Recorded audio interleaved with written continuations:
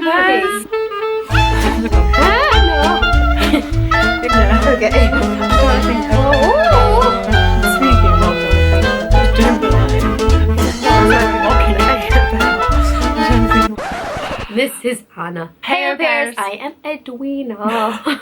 And I'm Hannah. Yeah. Please, if you've been watching us for a while, subscribe and like and comment. It makes us feel worthwhile. It makes us feel like we're doing something.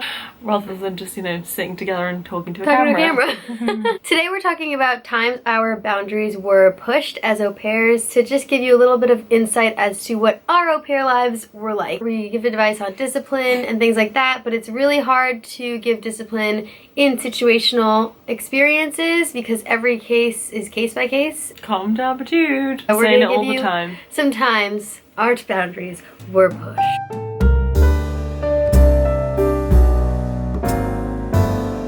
When in the beginning of my au pair experience, you're always trying to warm up to the kids, build a relationship with them, and try to be their friend and show them you're a good person and you're a fun person, but also establish authority. So those first couple weeks, months were really difficult for me. One thing that my kids always did, still drives me nuts. So in France, at 4 o'clock, you have snack, which is called goûter. And you, as the au pair, are responsible for bringing goûter to the school when you pick them up at 4 o'clock. I would spend my morning making this beautiful brioche chocolate-filled goûter for them. And, although no, actually they liked the chocolate goûter, but sometimes I brought them cookies or maybe sliced up fruit that I had prepared, and they would come out of school, look at me with this grimace, and then see, they were like, goûter? I would give it to them, and then they would be like, ew, what is this? Fruit in French. And then they'd complain about goûter, and it hurt my feelings because I had spent so much time like making the goûter, thinking about the goûter, and then like rushing over to pick them up, that in the beginning it was really hard for me because kids can be mean. And I eventually got over that because one day I decided that I wasn't going to take it anymore with this whole goûter thing because it really hurt my feelings. So the next time, I said to the kids, if you complain one more time about the goûter, I'm going to take it and throw it in the garbage.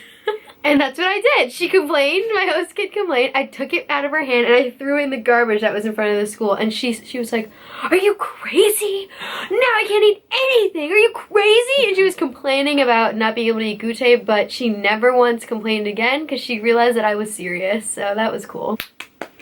Talking about food, I feel like food makes kids and most people tick. When I was an au pair in Germany, goûter isn't really a thing. It's not like a regimented snack time like it is in France where everyone has to take goûter, otherwise the kids will fall over and die even though they only live like a 5-minute walk home. So when I would pick up my host kid, in the first couple of weeks we would have these huge fights straight after I'd picked him up, and it would always be really bizarre. I would never really understand where he was coming from. He wouldn't really understand where I was coming from. We'd both be like arguing and I'd be trying to console him, but he'd just be shouting. And then I finally realized the magic of goûter. And after I just fed him like a few things when we got home, he would instantly just calm down, be really chill. The rest of the night would go smoothly. We got on really well. But from, it was maybe a few weeks in, having like my boundaries pushed pretty far because of all these crazy random arguments that I wouldn't have seen coming, I would make sure to take loads of food to school, like absolutely everything that we had in the cupboards, like sandwiches, apples, snacks, and he would always eat dinner as well, so that was fine. Goûter is a powerful, powerful tool, and it might be a way in which you can stop your boundaries from being pushed. Calm the kids down. Another time that I got my boundaries pushed, which I think this happens to a lot of au pairs, I used to live with a family in their house as their au pair, and I had a bedroom that was across from the kids' rooms, and the kids would come into my room and want to play with me and disturb me, basically. And that was an actual physical boundary that was pushed all the time for me, and I eventually had to establish with my host mom, like, hey, when my door is closed, do you mind if the kids don't disturb me? And we ironed it out, but if that is happening to you, you definitely have to speak up about it, because host parents don't know the effect that it has on you, and the host parents also don't know how much the kids are wanting to go into your room. And it is a nice thing in some regard, in that your kids want to hang out with you, they want to play with you, but if you don't assert yourself and have that time off to yourself, you can go crazy. So know that you deserve, and having time to yourself is completely justified every day.